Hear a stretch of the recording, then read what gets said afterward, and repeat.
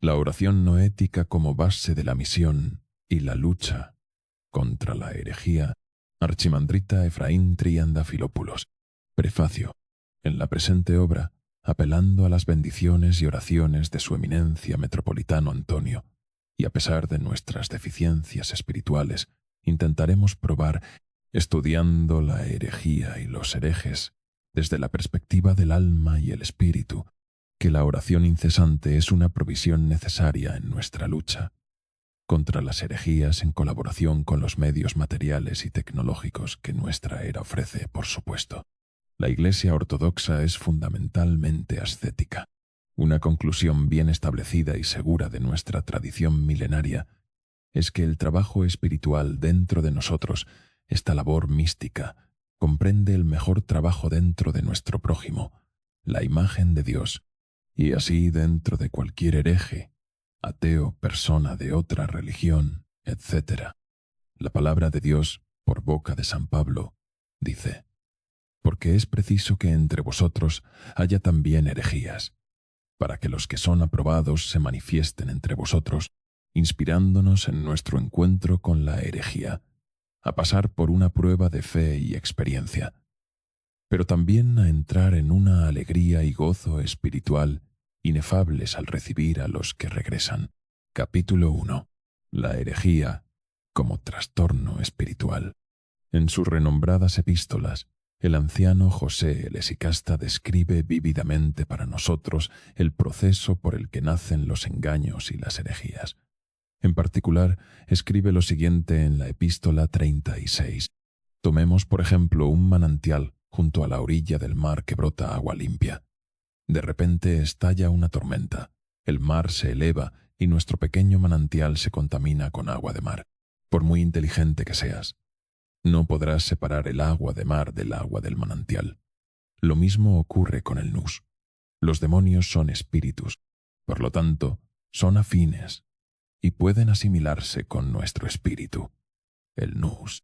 El nous es el proveedor del alma, porque lleva toda apariencia y percepción de un movimiento noético al corazón, que a su vez lo filtra y lo entrega al intelecto. Por lo tanto, el nous puede ser engañado al igual que el manantial fue contaminado en el ejemplo. Es decir, el espíritu inmundo contamina sigilosamente el nous, que a su vez, como de costumbre, entrega lo que tiene al corazón.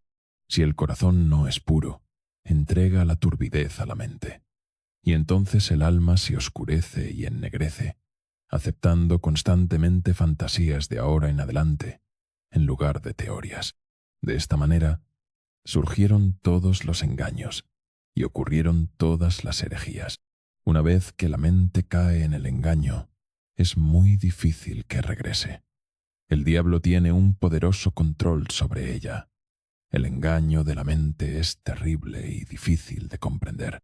En otro punto, el anciano José enfatiza, porque cuando alguien dominado por el engaño obedece a otro, es posible que sea liberado de él y que el maligno pierda el control sobre él. Por eso el diablo le aconseja y le persuade para que no crea a nadie más y nunca obedezca a nadie, sino que de ahora en adelante acepte solo sus propios pensamientos y confíe solo en su propio discernimiento. Acechando dentro de esta actitud altiva se encuentra ese enorme ego, la soberbia luciferina de los herejes y de todos los que están engañados y no quieren volver a la verdad. Es muy difícil, si no imposible, que el ateo, el hereje o cualquier hombre engañado llegue a comprender su condición, lo cual presupone el arrepentimiento. Le cuesta creer que está en un error, que lo que cree no representa la verdad sino la falsedad.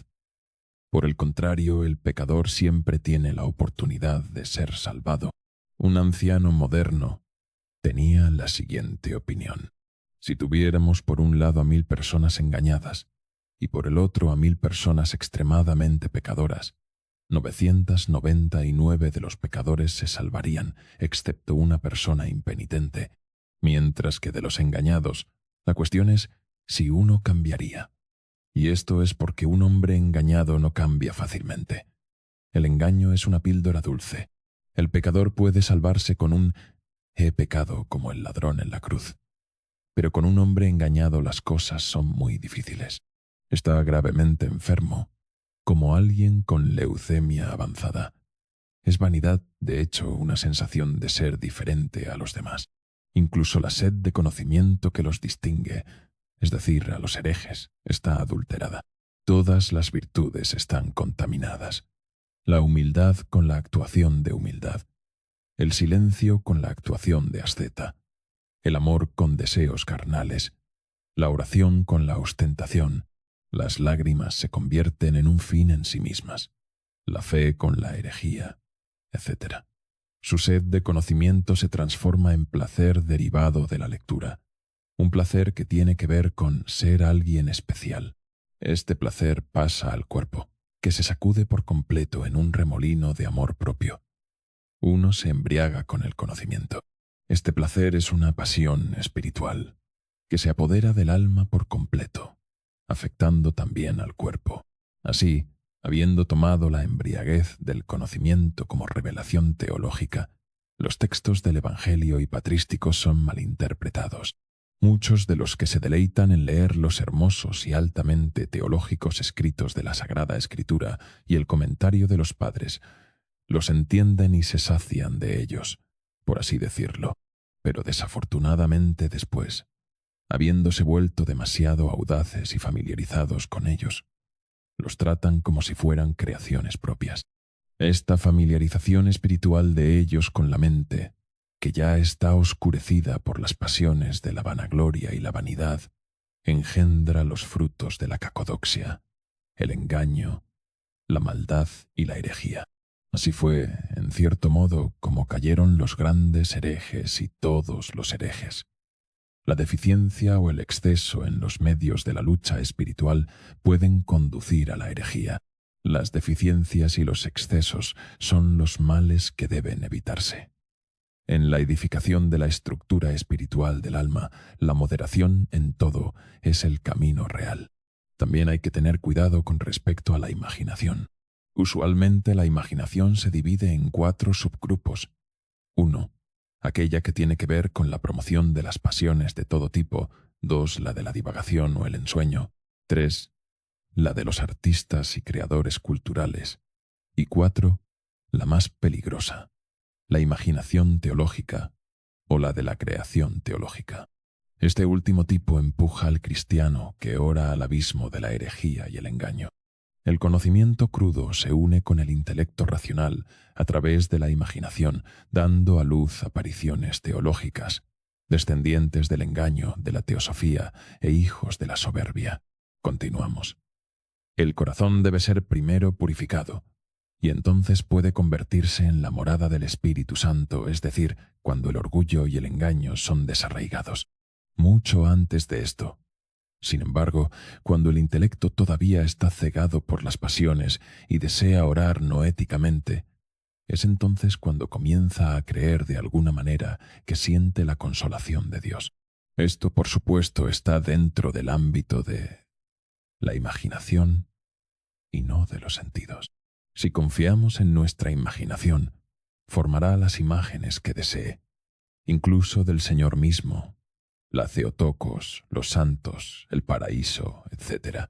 Aquí es donde comienza el descenso de los llamados iluminados, quienes están todos engañados, ya que creen que supuestamente veneran a los ángeles, a nuestro Señor, a la Santísima Trinidad, al Espíritu Santo y a muchas otras cosas.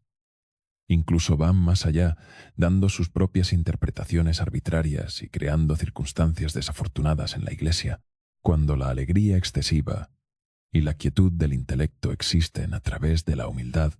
La falta de restricción lleva al inexperto a la vanidad, al intento de agradar a los demás y a un sentimentalismo enfermizo con respecto a los asuntos espirituales.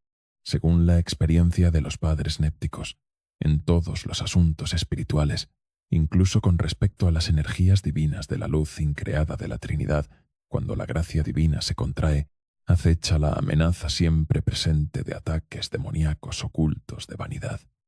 Así que el que piensa que está firme mire que no caiga. Los herejes olvidan lo que los padres, que teologizan porque conocen a Dios, recuerdan continuamente. permanecer como niños, continuamente con humildad, como principiantes y para siempre estudiantes de la gracia. Y esto se les da como un sentimiento perpetuo y bien fundado y un reconocimiento interno. El anciano José escribe, por ejemplo, dices, soy un pecador, pero en el fondo te consideras justo, eres incapaz de evitar el engaño. La gracia quiere permanecer, pero como aún no has encontrado realmente la verdad, necesariamente tiene que irse, porque sin duda llegarás a creer en tus pensamientos que dices que eres algo que no eres. En consecuencia, la gracia no se queda. Asimismo, la sed insaciable de conocimiento espiritual y de asuntos espirituales elevados conduce a circunstancias indeseables. De nuevo, como escribe el anciano José, si pides cosas grandiosas antes de tiempo, el Señor no te las da, porque Él da las cosas en el orden debido. Pero si sigues agobiándolo con tus peticiones, Él permite que el espíritu del engaño imite la gracia y te engañe mostrándote tonterías. Por lo tanto, no es beneficioso pedir desordenadamente. Asimismo, la confesión incorrecta de las obras, pero sobre todo de los pensamientos ocultos, puede conducir a un problema grave. Los pensamientos ocultos, reprimidos en lo más profundo del corazón, se refuerzan y, mientras operan secretamente e imperceptiblemente, maduran aún más, señala San Nilo de Ancira. En conclusión, abordaremos la segunda parte del presente estudio, diciendo que un hombre serio y recogido se asegura de estar consciente de los conflictos de su alma, se reconcilia con las experiencias desagradables e incómodas de la vida, para no acumular represiones en las profundidades de la parte inconsciente de su personalidad que perturbarán el equilibrio de su alma. El profesor Kornarakis escribe, a través de la represión, una persona cree que no tiene nada que ver con ello. Sin embargo, su inconsciente está ocupado en confrontar el problema sin que la persona sepa cómo opera su inconsciente. Por lo tanto, la represión no nos libra del problema psicológico. Por el contrario, nos enreda en un asunto que no se desarrolla bajo la luz de la conciencia, sino dentro de la oscuridad del inconsciente. Capítulo 2. La herejía como trastorno del alma. Toda herejía puede constituir un trastorno para el alma de quien la padece, mientras que toda enfermedad psicológica, incluso cuando tiene contenido religioso, no constituye herejía ni conduce necesariamente a ella. Los herejes son aquellos que se desvían conscientemente de la fe sana y rechazan uno o más de los dogmas de la Iglesia, persistiendo en sus errores incluso después del consejo y la amonestación de la Iglesia para evitar su caída. Existe, por lo tanto, una creación consciente de la enseñanza y una persistencia en ella.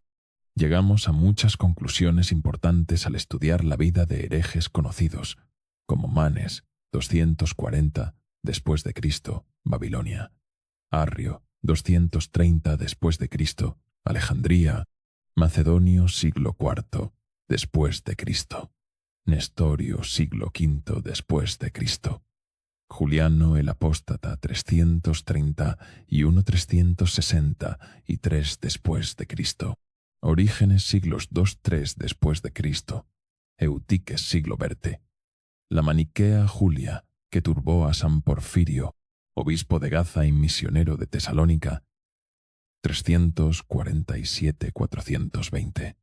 Pero también casos contemporáneos. El diablo a menudo se aprovecha de las lagunas espirituales y las heridas psicológicas, incluso del temperamento de una persona, para arrojarla al engaño y la herejía, en la que podemos detectar, desde el aspecto mental de uno, signos de neurosis histérica, paranoia e incluso esquizofrenia. El heresiarca Manes, por ejemplo, heredó su llamada idiosincrasia visionaria de su padre. Tuvo 2 visiones en las que se le informó que estaba apartado de los demás y que había llegado el momento de que comenzara su misión. Creía que estas cosas le habían sido enviadas por el Consolador. La herencia puede desempeñar un papel en la aparición de síntomas histéricos. Existe una fuerte conexión entre la histeria y la particular estructura de la personalidad de uno, así como la intensa sujeción visual y auditiva también juega un papel. Estos individuos tienen el deseo y la capacidad de ser engañados. Son incapaces de autoconciencia y de comprender la realidad en general. Lo que es peligroso de todo el asunto es que todas estas cosas se hacen conscientemente. La tendencia interna de uno a convertirse en el centro de atención o el recurso a la hipocresía para beneficio personal es característica de todas las formas de comportamiento desviadas, especialmente las relacionadas con la histeria. El egoísmo es la raíz de la hipocresía. No cumplir el ideal cristiano en nuestra vida, en lugar de humillarnos, lleva nuestra voluntad y la imaginación a la creación de falsos ideales, según los cuales se dirige nuestra vida en presencia de Dios y de nuestro prójimo. Percibimos esa vida, que en realidad es falsa, como realidad, ya que parece ser verdadera. Observamos lo siguiente en la vida de herejes conocidos. Primero, tendencias de rebelión y conflicto con los obispos locales. Persistencia compulsiva en el engaño, demostrada también en cartas, un celo inusual y métodos poco convencionales para propagar la herejía. Por ejemplo, Arrio, la creación de facciones, el ocultamiento y disfraz de su verdadera mentalidad en forma de juego de hipocresía. La arrogancia, la contenciosidad y el fanatismo son la base de la piedad externa y la ética virtuosa, a veces hasta un grado patológico. La ambición acompaña la calumnia al obispo, quien a menudo es removido violentamente. La ascensión al trono tiene lugar incluso bajo las maldiciones del pueblo ortodoxo, véase macedonio. Se busca ayuda servil de factores cortesanos, basándose en el principio de acomodar siempre a los que están en el poder. A menudo los fieles sufren crueles masacres, y por eso los herejes son condenados como causa de muchos asesinatos. En otras ocasiones, méritos corporales y espirituales excepcionales, como una presencia imponente, una voz resonante, elocuencia y similares. Por ejemplo, Nestorio dan combustible al comportamiento maníaco contra aquellos a quienes consideran herejes. La hostilidad, el odio y el fanatismo de Nestorio incluso hacia los herejes parecían ser un ejemplo clínico y turbaban a los fieles, quienes lo llamaban incendiario al respecto, y sospechaban que tenía una forma de vida problemática. La Iglesia los llama a hacer su defensa, y ellos niegan muchas veces.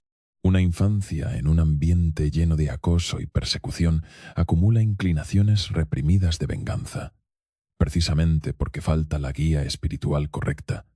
Por ejemplo, Juliano el Apóstata. En otros casos, notamos una intensa curiosidad por profundizar en los significados de los textos, formas extremas de comportamiento, amplio aprendizaje, una sed insaciable de conocimiento, escritura y una extraña enseñanza divergente, indicativa de un gran conflicto interno. Por ejemplo, Orígenes. Todas estas cosas no impiden la aparición de un etos externamente recto.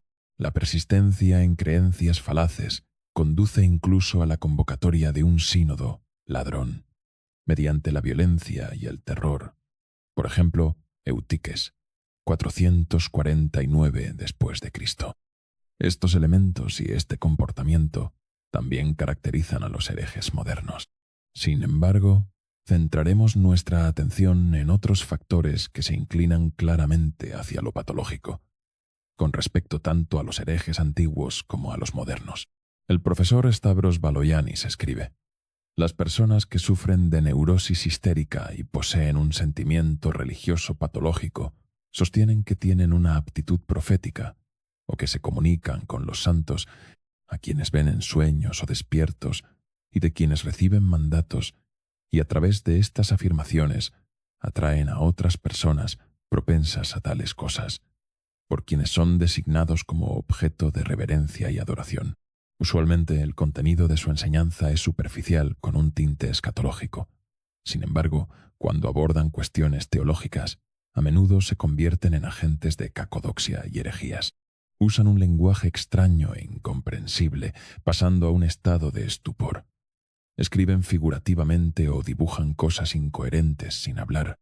La herejía gnóstica en los primeros años del cristianismo es un ejemplo obvio del giro dramático y la extensión que los efectos de los elementos mentalmente patológicos proyectados pueden tener dentro del contexto del sentimiento religioso.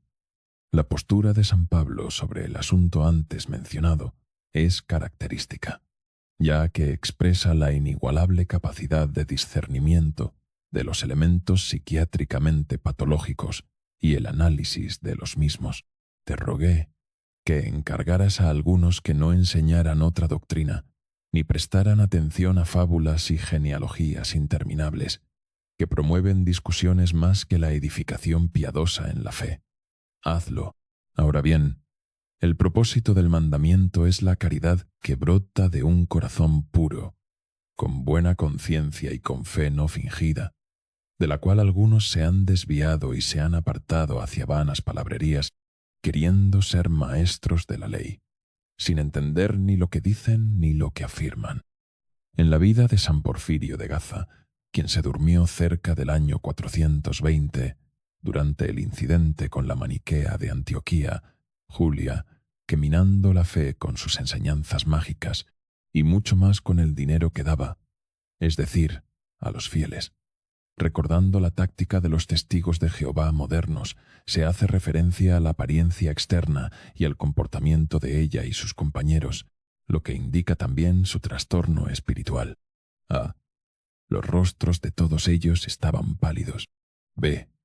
Y todos ellos basaban su razonamiento en la enseñanza de este mundo, y mucho más Julia que los demás.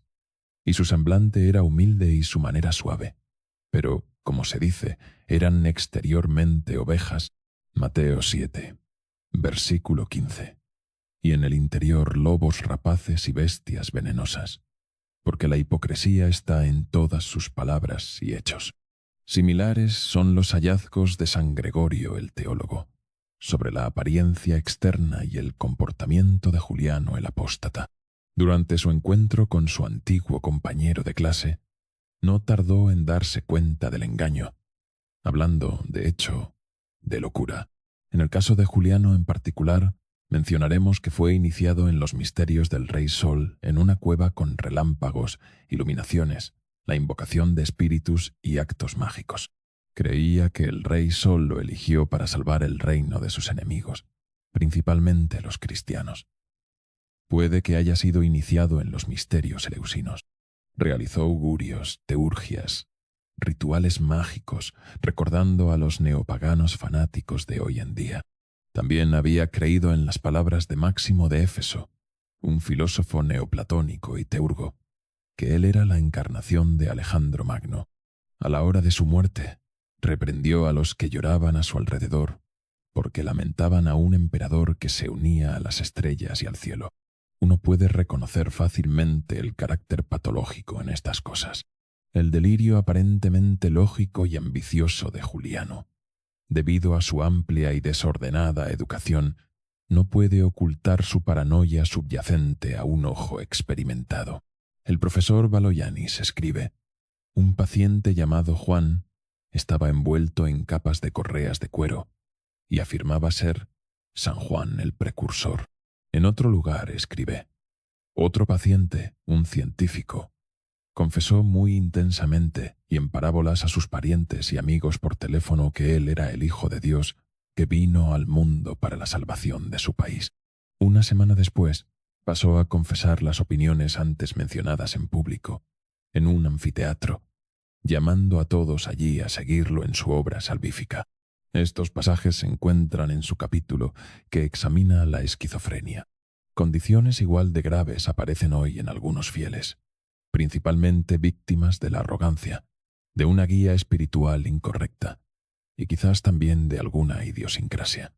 Un anciano relata lo siguiente: alguien vino a confesarse y dijo: no necesito confesión. Usted, sacerdote, necesita confesarse conmigo. ¿Por qué?, le pregunté. Porque soy un sacerdote de mayor rango que usted, dijo. ¿Y cómo es que usted tiene un rango más alto? El hombre respondió: «Fui ordenado directamente por San Basilio, y usted por algún metropolitano. ¿Y San Basilio bajó del cielo y lo ordenó a usted? Ah, entonces el diablo lo ordenó a usted. Porque nadie es ordenado ni por ángeles ni por santos del cielo, sino solo por las manos de un obispo. Los obispos imponen sus manos sobre otros obispos, presbíteros y diáconos. Era uno de los iluminados. Poco después fue ingresado en un hospital psiquiátrico.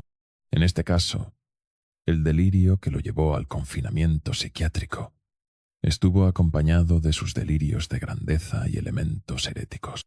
En otras ocasiones, los fieles caen víctimas de personas engañadas. Hace 3 meses, unos niños, 8 de ellos, entre 13 y 14 años, se reunieron en una casa, supuestamente para jugar y ver la televisión. Uno de ellos presionaba e intentaba persuadir a los demás. Allí, en la casa, realizaron un experimento espiritual, una sesión de espiritismo. Uno de esos niños hizo que los demás se sentaran en círculo. Se tomaron de las manos, encendieron velas, cerraron las ventanas y pusieron a uno de los niños a acostarse en el centro del círculo. El niño que los había invitado hizo de medium, el mediador. Llamaron al espíritu de su abuelo muerto en nombre del diablo. Se apretaron las manos y el niño en el centro levitó en el aire. Uno de los niños abrió los ojos porque sintió una corriente de aire frío sobre él, y entonces, por lo que vio, gritó: «Oh, mi Cristo, Madre de Dios, ayuda». Sus padres eran cristianos, miembros fieles de la Iglesia. Los padres del primer niño a menudo realizaban sesiones de espiritismo en la casa. Entonces hubo un ruido fuerte. Todo en la habitación se rompió. Hubo humo y un hedor a ave, y el niño que había sido levantado en el aire cayó con un golpe. Del susto no pudo hablar. Hace 3 días, bajo la estola de un padre espiritual, ese niño todavía estaba mudo. No podía hablar. Todos los demás niños involucrados estaban sufriendo un ataque de nervios, excepto el que pidió ayuda a Cristo y a la Madre de Dios. Nuestro comentario al respecto es que lo que la persona engañada o herética tiene en sí, lo transmite cuando encuentra terreno fértil. En cuanto a la calma que se observa en el comportamiento de los herejes, y de la que hablaremos más adelante, lo que dice el siempre recordado padre Epifanio Teodoropoulos es a la vez muy esclarecedor e inteligente. En los pueblos, hijo mío, cuando los aldeanos quieren atar a su burro para que paste, no necesitan atarlo por las 4 patas. Basta con atarlo por una pata. El diablo hace lo mismo con los evangélicos. Como los tiene atados por la pata de la herejía, no los ataca con otras tentaciones. Por eso sienten paz, según afirman. Esta paz es artificial y fugaz. Capítulo 3. La oración noética, como restauración para el alma y el espíritu. El mundo en que vivimos nos da la ilusión de plenitud, y por eso muchas personas abandonan a Dios por los ídolos, las nuevas teorías materialistas, las religiones orientales, el engaño, la herejía, etc. Nuestro nous, corazón y atención deben unirse a través de la oración, como dijo Cristo: «Donde 2 o 3 están reunidos en mi nombre». Los padres nos animan a orar incesantemente, aunque lo hagamos oralmente en el nombre de Jesús.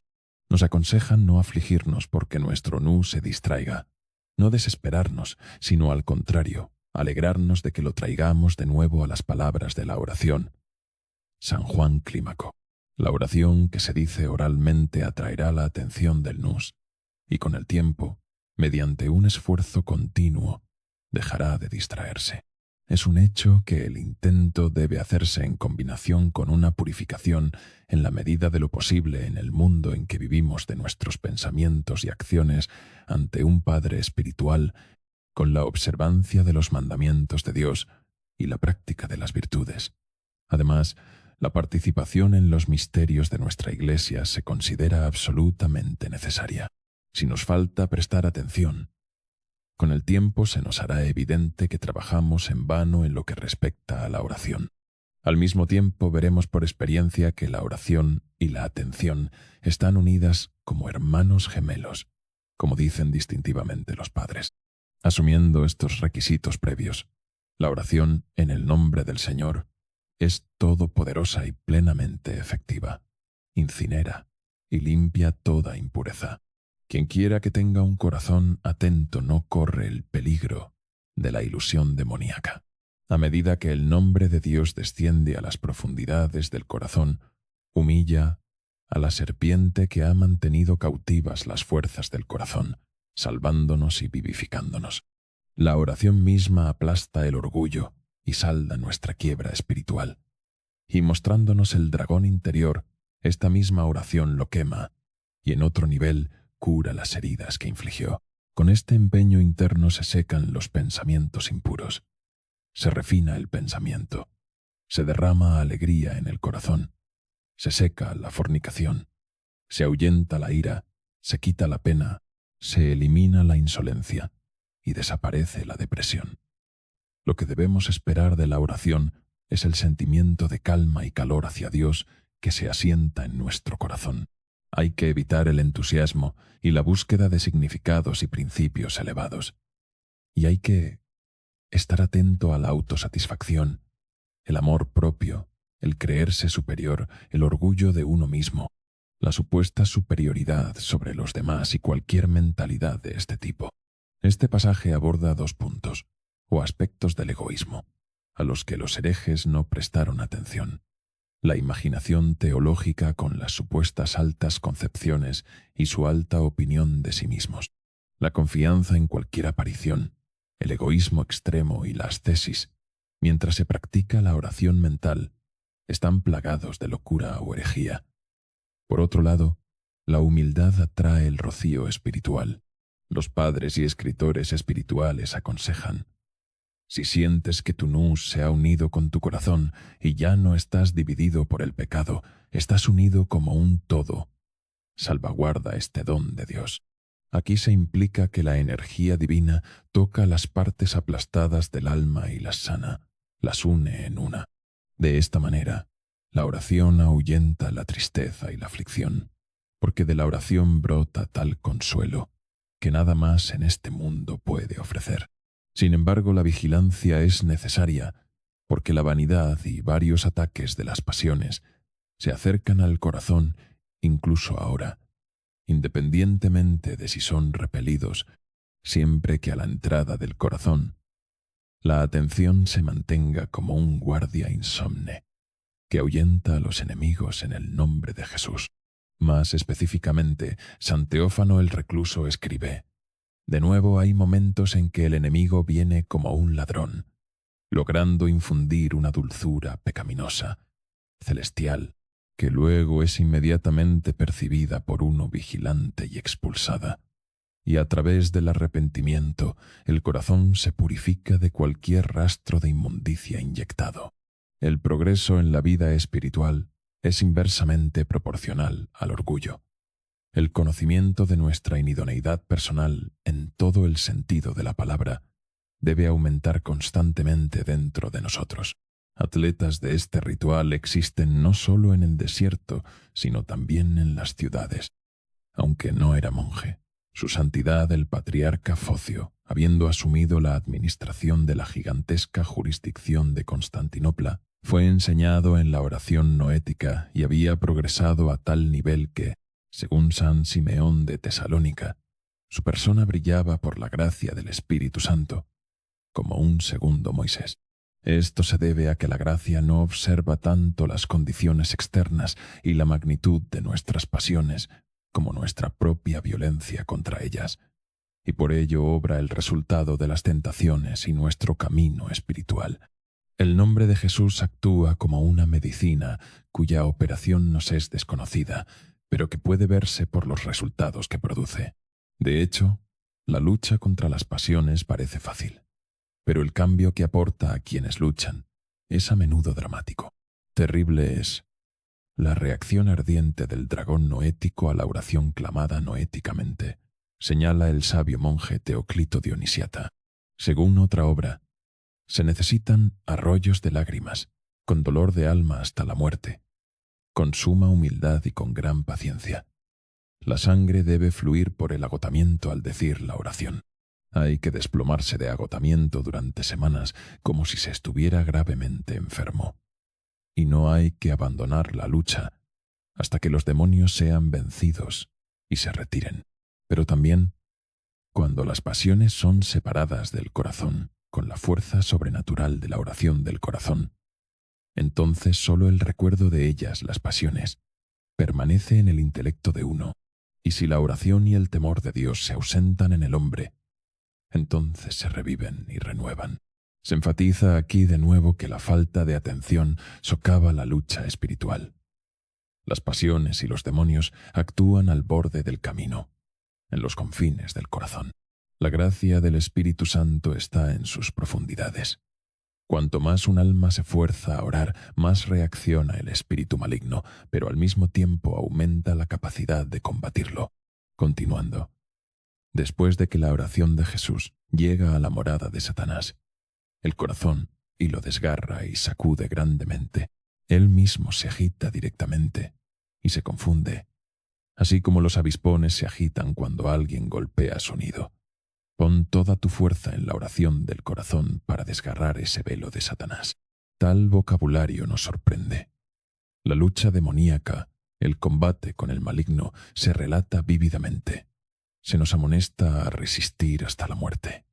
Leemos: «O moriré en este momento por la fuerza excesiva de la oración, o el diablo será desterrado y abandonará mi corazón junto con su astucia». Esta oración particular se llama espada noética, de la cual el desdichado y cobarde tenía miedo.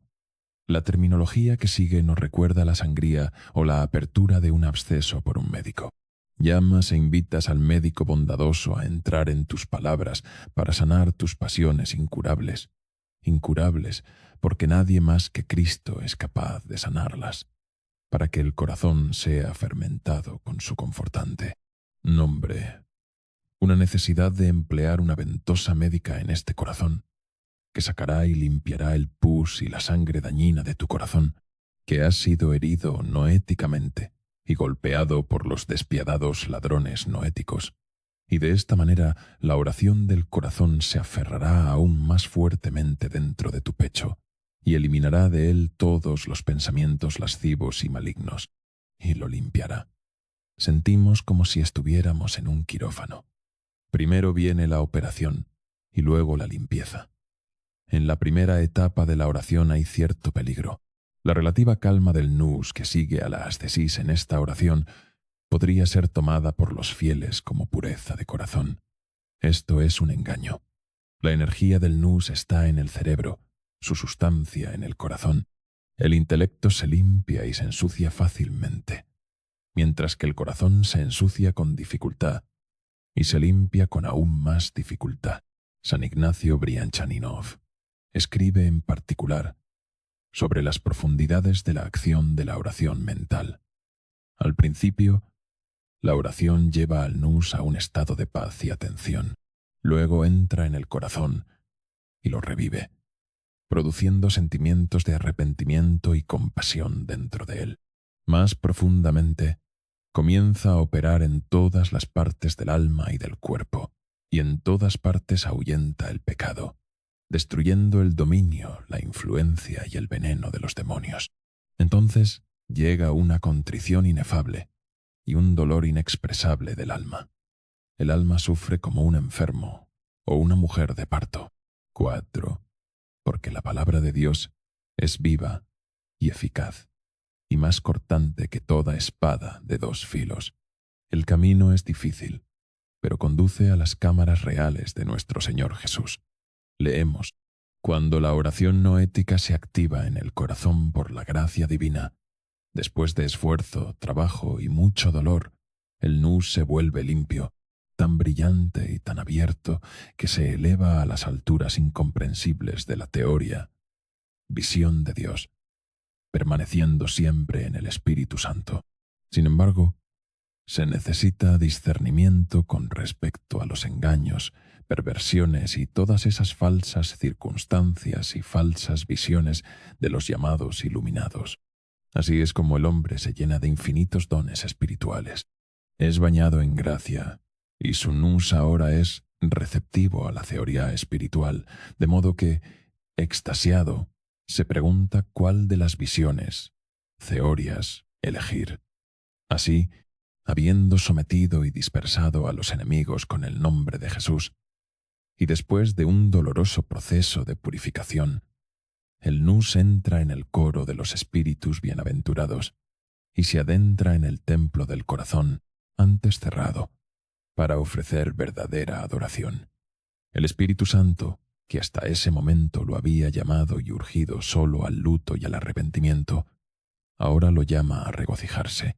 Al soportar la fiebre de las pasiones, el hombre pasa de la purificación a la iluminación y finalmente a la theosis, deificación. Recibe la gracia equivalente respecto a estas tres etapas: purificación, iluminación y perfección. El anciano José L. Sicasta describe estas tres etapas muy vívidamente. La gracia de la praxis se asemeja al resplandor de las estrellas, mientras que la gracia de la iluminación es como la luna llena, pero la gracia perfeccionadora de la teoría es como el sol de mediodía que atraviesa el horizonte. La catarsis, o purificación, significa que luchamos contra las pasiones. La iluminación significa claridad del nous y profundidad de significados. Las cosas se mantienen según su naturaleza, naturalmente en su verdad real. Hay paz de pensamientos y descanso de las tentaciones. Finalmente, a la iluminación le sigue la tercera etapa: pausa de la oración, visiones frecuentes, captura del nous, cesación de los sentidos, inmovilidad y sumo silencio de los miembros del cuerpo, unión de Dios y el hombre dentro de la luz brillante. Capítulo 4. La herejía y el espíritu mundano son contrarios a la oración noética. Muchas veces, además de herejes engañados, incluso laicos y clérigos instruidos se posicionan en contra de esta oración.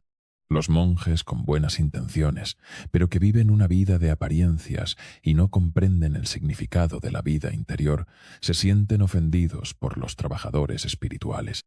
Consideran su comportamiento extraño. Los calumnian, los insultan y los persiguen de diversas maneras.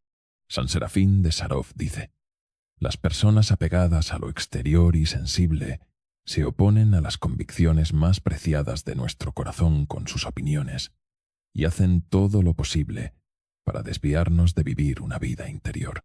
Cuando San Gregorio del Sinaí, en el siglo XIV, llegó al Athos y comenzó a compartir su conocimiento dado por Dios con piadosos ascetas que estaban ávidos e inteligentes, pero que entendían el servicio a Dios solo de manera corporal, al principio se le opusieron.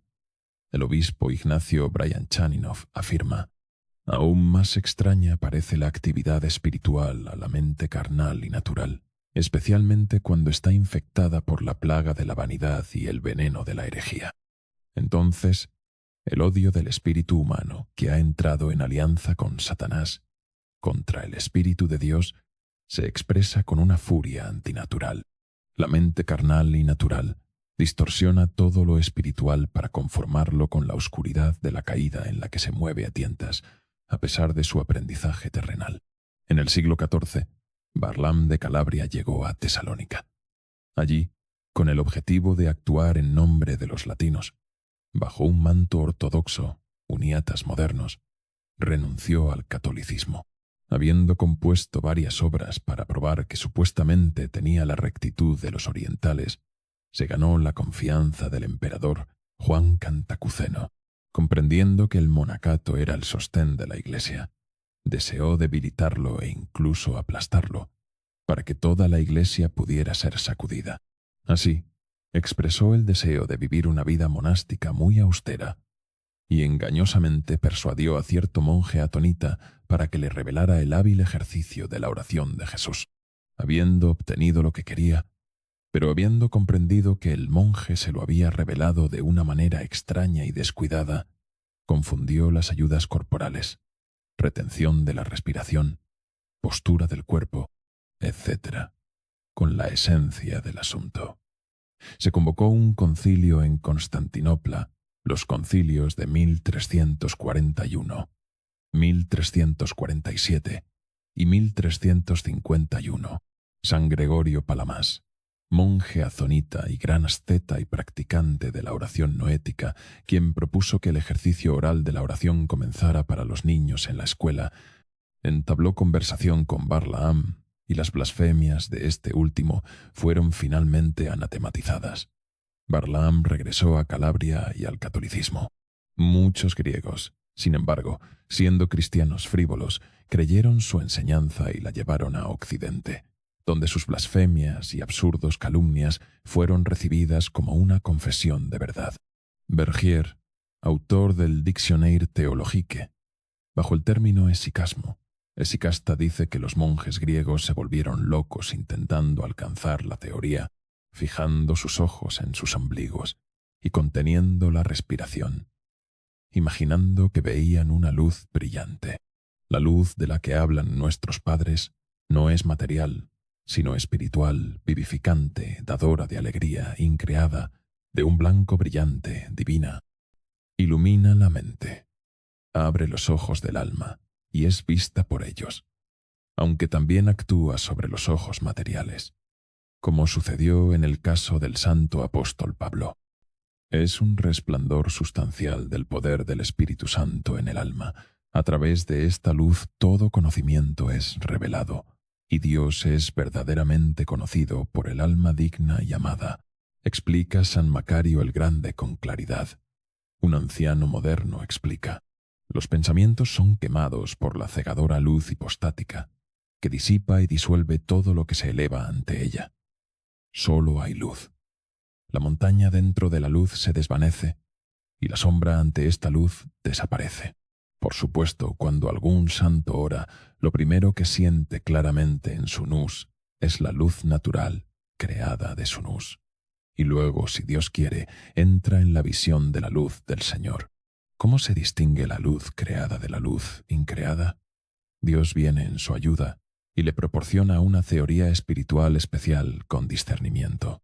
Por supuesto, los latinos, con su conocida teología de la gracia creada, han perdido la clave de acceso a estos tesoros espirituales, la esencia de nuestra fe que se resume en «creo en el Señor porque lo veo», como escribió el apóstol, así como nos lo transmitieron los que desde el principio fueron testigos oculares y ministros de la palabra. Paisio Velichkovsky, que vivió hacia finales del siglo XVIII en uno de sus tratados, refutó las blasfemias de cierto monje filósofo con una mentalidad terrenal que vivía en las montañas Mosiensky y era contemporáneo suyo, dado que algunos monjes, señala San Ignacio, que tenían celo por esta oración, cayeron en el engaño debido a su orgullo o a sus guías espirituales inexpertos, criticaron el tratado y lo blasfemaron. Con la instigación del diablo, este monje atacó el tratado hasta tal punto que fue mucho más allá de los herejes Barlaam y Aquíndinos. Algunos cristianos de mala voluntad fueron llevados a tal locura por las miserables palabras del filósofo que ahogaron a los adherentes de la enseñanza de San Paisio en un río, atándolos a un ladrillo grande. Insatisfecho con que sus blasfemias se enseñaran oralmente, el monje pensó en publicarlas. Sin embargo, fue golpeado con la vara de Dios y se quedó ciego. Así terminaron sus campañas de oposición. Quien es rico en sabiduría terrenal, un nous carnal y natural, siempre mira la oración noética con mucha sospecha y aversión. Esta oración, como medio de unión con Dios, es muy aborrecible y peculiar para aquellos que se complacen en la compañía de espíritus caídos y rechazados, que les dan su propia sabiduría como si fuera algo muy grande. Talmente, tal alma y corazón encontrarán necedad en la oración noética, porque busca la sabiduría con las pasiones, porque la predicación de la cruz es locura para los que se pierden, mas para los que se salvan es poder de Dios.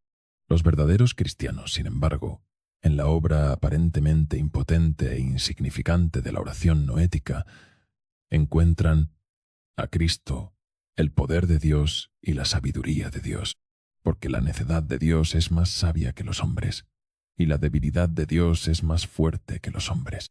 Las personas contemporáneas educadas según el mundo, que no tienen ni idea de la oración noética en la tradición ortodoxa, repiten las blasfemias de los occidentales, lo cual no nos sorprende. Los griegos modernos, que son adoradores de la antigüedad, afirman que no es difícil comprender el papel del cristianismo en el nacimiento de otros trastornos mentales. El cristianismo enseña a los jóvenes que la sexualidad es un pecado, o para ser exactos, que el comprensible aumento del interés durante la pubertad en la función reproductiva es un pecado en sí mismo, e incluso que el cuerpo humano y sus funciones son vergonzosas. Quienes viven una vida cristiana causan formas de histeria certificadas y de amplio alcance. En otros lugares, la abstinencia y la vida célibe se denominan anafrodiasia histérica. Imaginemos entonces cómo responderían si leyeran los himnos del amor divino de San Simeón, el nuevo teólogo. Es seguro que la histeria en la que caerían ejemplificaría todo aquello de lo que nos acusan. Y como aceptan la opinión de Freud de que toda religión monoteísta constituye un trastorno obsesivo-compulsivo total, encuentran una salida a la multiplicidad de sus pasiones, legión, en el politeísmo antiguo, y llaman a la oración mental una continua repetición obsesiva. Todas estas personas, iluminadas, consideran que la frecuente repetición de la misma oración es algo infructuoso y sin sentido. La llaman mecánica y dicen que no consume energía de pensamiento, apropiada quizás para gente sencilla. Desafortunadamente no conocen el secreto que se revela como resultado de este ejercicio mecánico. No saben cómo este frecuente servicio de los labios se convierte imperceptiblemente en una genuina apelación del corazón, cómo el hombre se sumerge en la vida interior, cómo la oración se vuelve, por así decirlo, natural para el alma, trayéndole luz y alimento, y llevándola a la unión con Dios. Esas pobres personas olvidan que, si no os volvéis y os hacéis como niños, no entraréis en el reino de los cielos.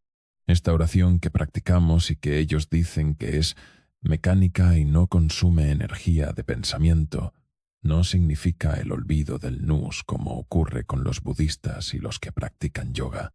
El nus se dispone a apelar continuamente a la misericordia divina en las profundidades del corazón.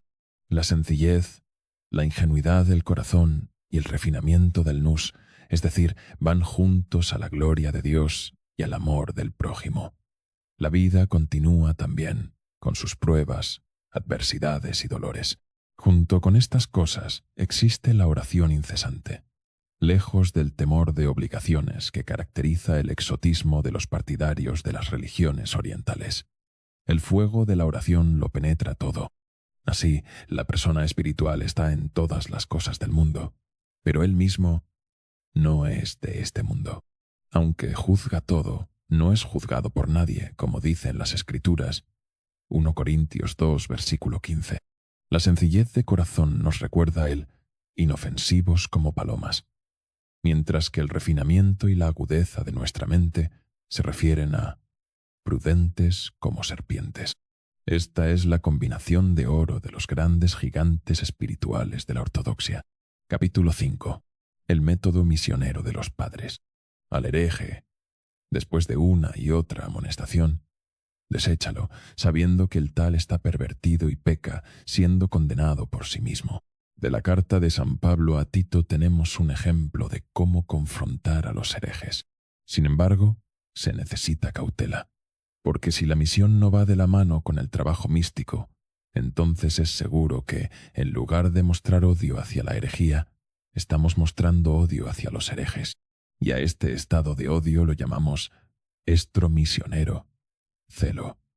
Esto es un engaño, digna de nuestra atención en la vida de San Porfirio de Gaza, escrita por Marcos el diácono.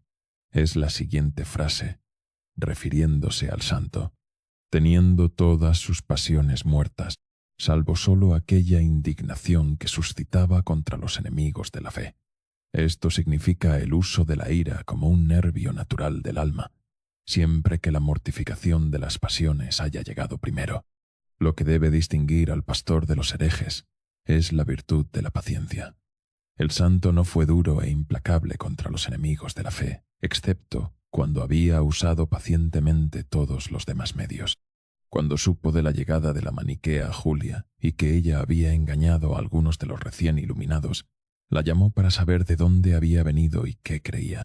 No se enojó cuando se enteró, aunque los que lo rodeaban estaban agitados. Somos nosotros quienes agitamos y fanatizamos a los que nos rodean. Por el contrario, con mucha paciencia la aconsejó 1 y 2 veces, guardando la palabra del apóstol.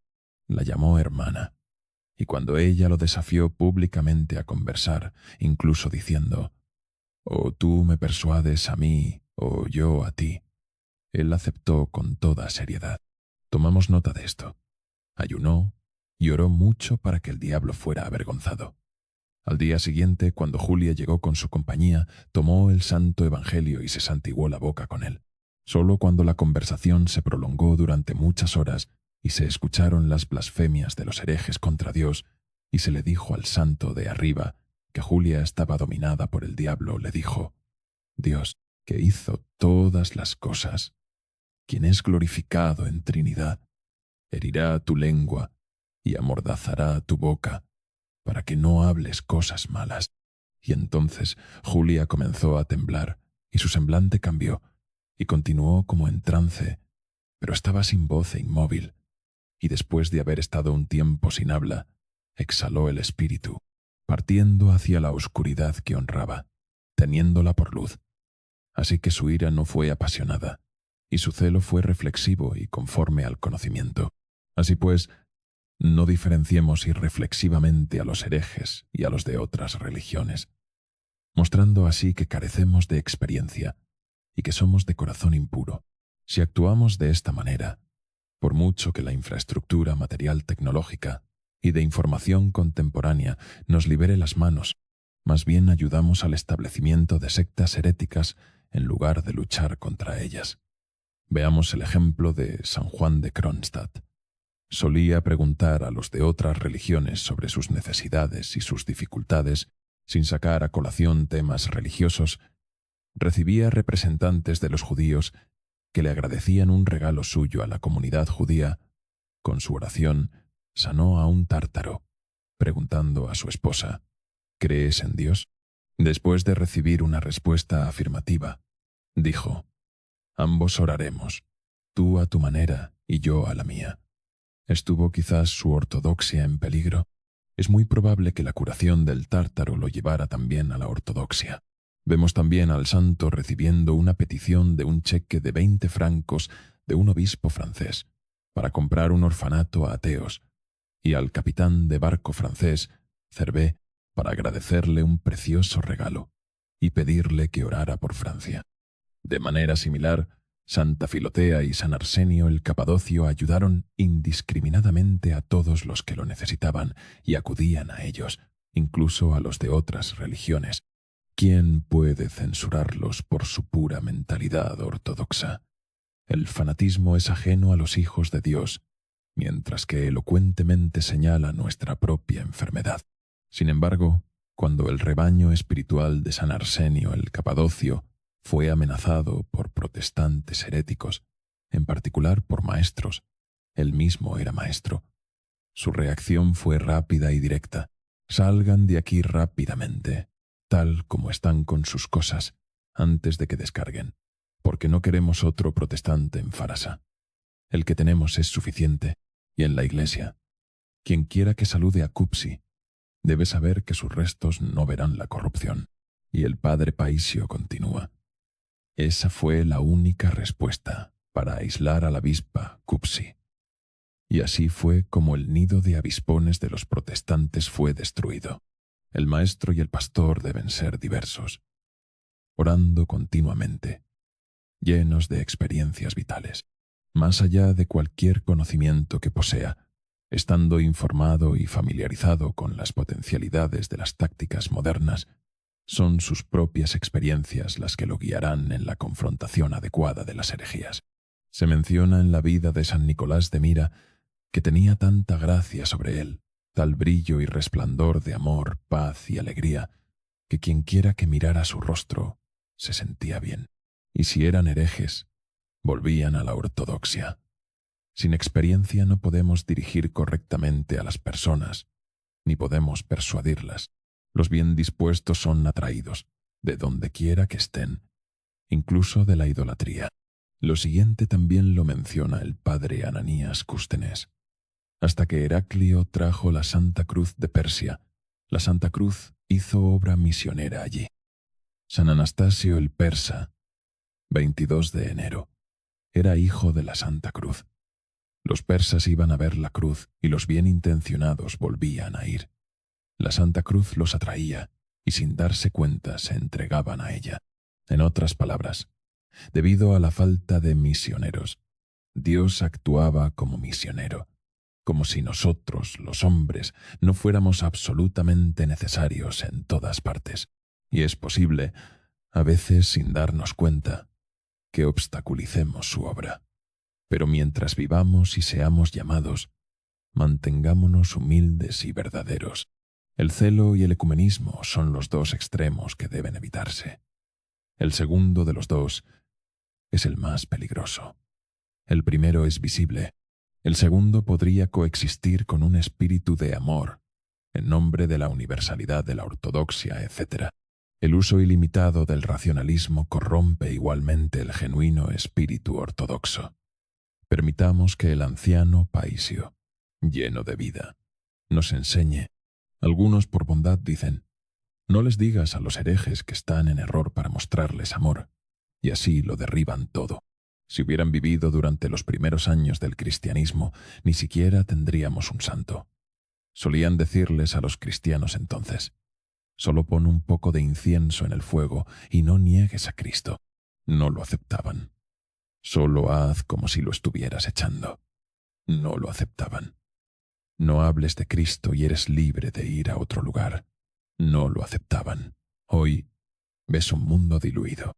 Y sobre el racionalismo dice, desafortunadamente, el racionalismo occidental ha tenido una influencia. Nos encontramos en la Iglesia ortodoxa solo con nuestro cuerpo. Ven que Occidente gobierna de manera mundana. Si pudieran ver espiritualmente, verían que se está deslizando gradualmente hacia la oscuridad. Se reúnen para discutir asuntos que no están sujetos a discusión. La misma persona que descuida el trabajo espiritual tiene la idea de que es una persona espiritual. Y luego dice, tonterías, su mente, girando constantemente, está lejos de Dios. Y así la convierte en una espada de doble filo, matándose lentamente y cortando a otros también. La mente sola es un bastón de hierro, sin imán, que golpea objetos metálicos para pegarse, pero solo se tuercen, pero no se pegan. Al prohibir las relaciones con los herejes, los santos padres sabían lo que hacían. Hoy dicen, oración con todos, no solo con los herejes. El espíritu europeo cree que los asuntos espirituales también pueden encajar en el mercado común. En otro lugar dice, ¿puedes mezclar oro y cobre? Una lucha tan grande tuvo lugar para que el dogma fuera refinado. Capítulo 6. Experiencias heréticas modernas. Una mirada más cuidadosa dentro de nosotros mostraría que también nosotros, como pastores, no vivimos nuestra teología, la cual no puede ser ajena a lo que los padres han hablado, enseñado, escrito y experimentado. Si yo soy una cosa y mi teología otra, entonces estoy viviendo el nestorianismo, un estado que plaga y tortura a la Iglesia hoy, involucrando tanto a clérigos como a laicos. Nos referimos al conocido tema de la separación del dogma del etos. Es como si viviéramos la unión neutra de las dos naturalezas de Cristo a través de un simple contacto. Aunque nuestra Iglesia confiesa y declara la unión hipostática de las dos naturalezas de Cristo sin mezcla, sin cambio, sin división e inseparable, en los concilios ecuménicos tercero, 431, y cuarto, 451, en Éfeso y Calcedonia respectivamente, Nuestra vida es como si no hubiera sido enteramente leudada con la gracia de Cristo. Nuestra confesión de fe es algo externo, superficial. Comulgamos el cuerpo y la sangre de Cristo, y sin embargo, seguimos llevando a pastar a los cerdos de las pasiones. El Señor, sin embargo, debe envolver cada aspecto de nuestra vida, porque, según San Gregorio el teólogo, lo que no es asumido no es sanado. Si predicamos estando aún sin sanar y nos dedicamos a una lucha contra la herejía, no persuadimos en este caso a nuestros hermanos herejes por quienes Cristo murió. No ven la diferencia de la nueva creación en nosotros, y con razón permanecen donde están.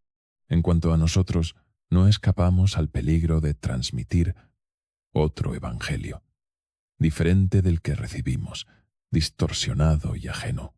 Nuestras palabras son una cosa, nuestra vida otra.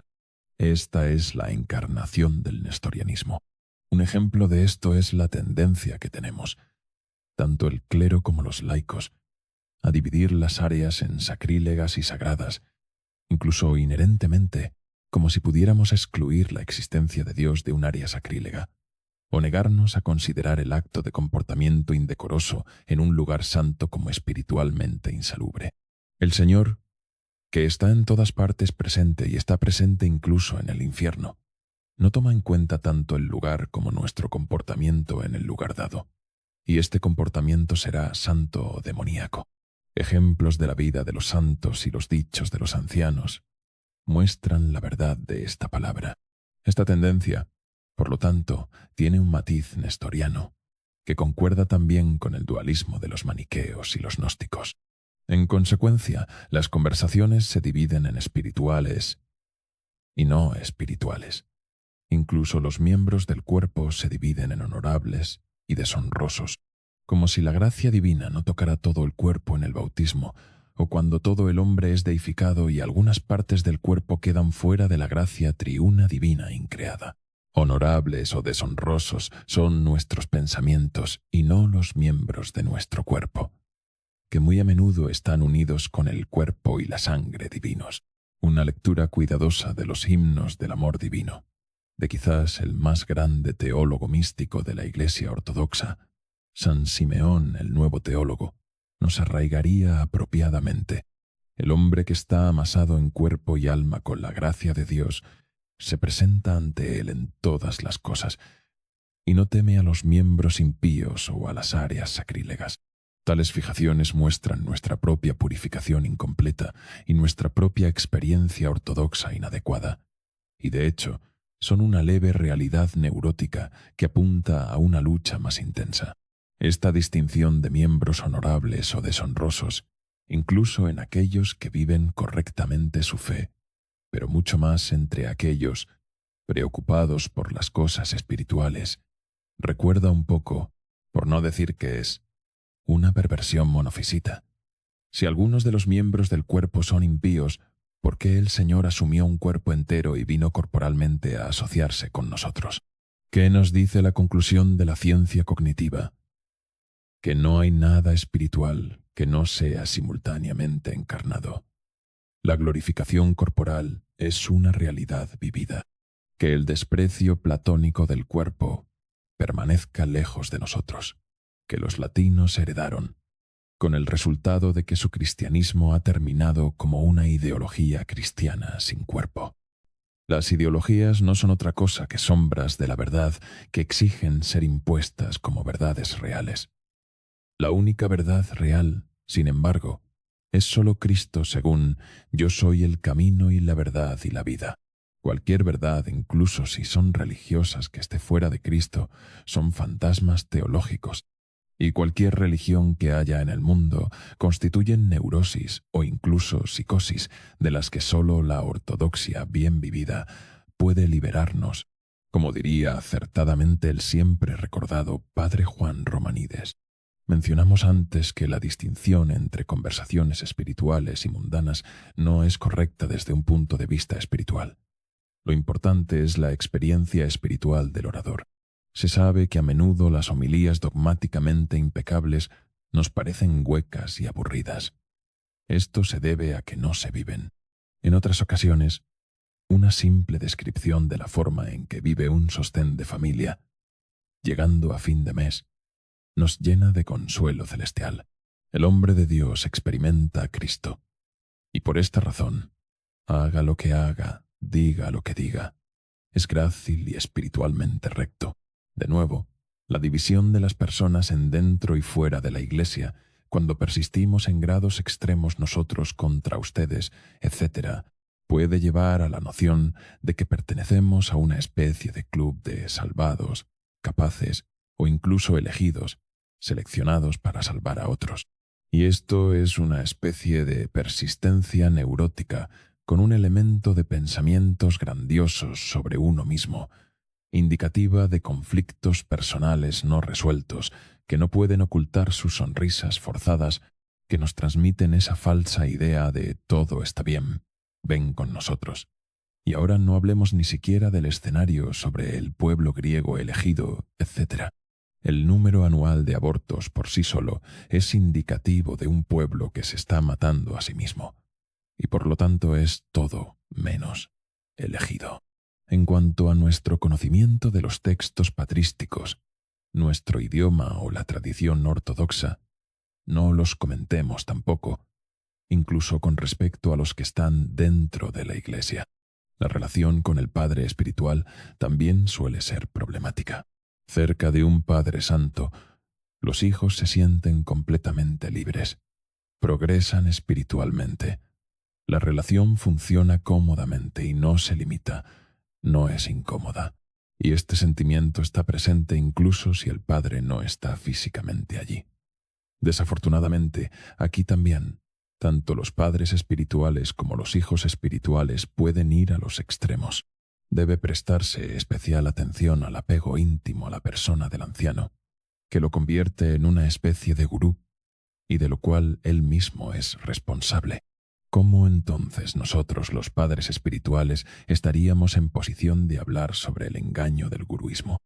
En nuestras homilías, que muchas veces son ineficaces, cometemos el error de distinguir al Dios malo del Antiguo Testamento del Dios bueno del Nuevo Testamento.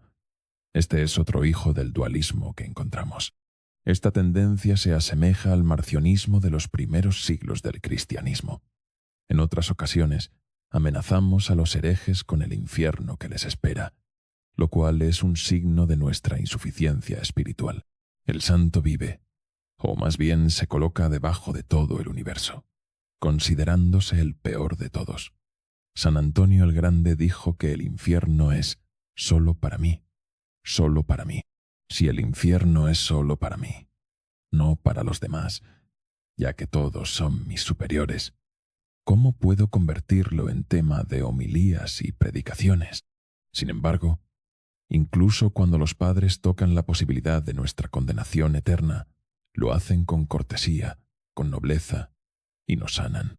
Todas estas circunstancias problemáticas que caracterizan nuestra vida se suavizan con la oración noética en el nombre de Cristo, combinada, por supuesto, con una confesión correcta, teniendo un Padre espiritual que no esté bajo engaño, obediencia a la enseñanza de Cristo y de nuestra Iglesia, y participación regular en la Santa Eucaristía.